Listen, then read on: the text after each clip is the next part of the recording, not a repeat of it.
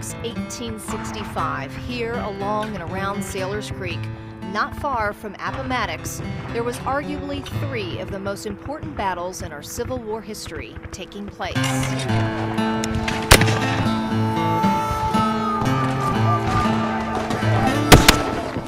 Bloody hand-to-hand fighting between Confederate and Union soldiers on this land ultimately led to the capture of 6 Confederate generals and the death of thousands. It was the 72 hours before the end of the Civil War, and it's here at Sailors Creek Battlefield Historical State Park where that history comes to life.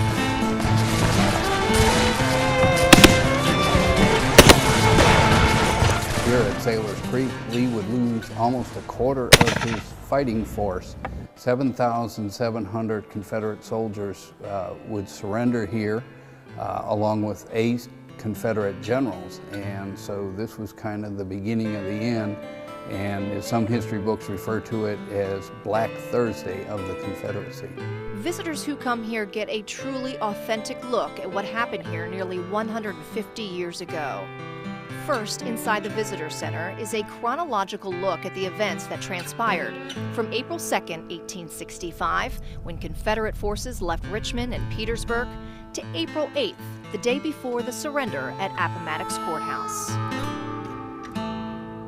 Exhibits also showcase artifacts native to the battles that took place at Sailors Creek and the stories of the men who lived through them. Those stories can also be experienced here inside the Overton Hillsman farmhouse. The home was used as a field hospital to treat injured Union and Confederate soldiers during and after the battles.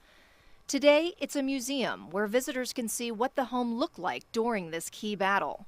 You can still see the bloodstains on the floor near the beds and the makeshift operating table. And it is set up exactly as it was back then, described in detail in the Journal of Wounded Union Soldier Lieutenant George Peck. I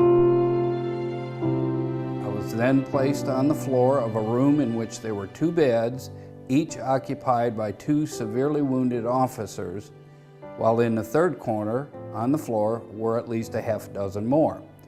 The only place found for me was in front of one of these beds, my head close beside the hall doorway, where stood the operating table with surgeons working the entire night. Yet when my wet clothes had been removed and myself wrapped in a couple of army blankets, I slept quietly, happily until daylight. It's amazing how many people don't realize this place is here. They don't realize this was the last battle of the Civil War. I mean, they think Appomattox was the battle, and it was really here. I see this land as being very sacred, and so many people don't realize the magnitude here, how many men died here. It's sacred land, it really is.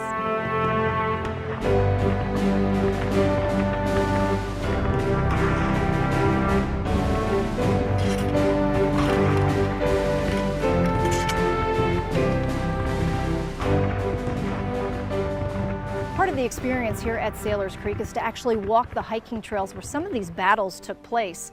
This is one such area where the Union soldiers had to cross the then high waters of Sailors Creek in order to get to the Confederate soldiers. Little did they know that those soldiers were up on the hill watching their every move. From this vantage point, the Confederate soldiers could really see everything that was happening down at Sailors Creek. But being outnumbered and inexperienced ultimately did them in and led to General Lee's decision to surrender 72 hours later.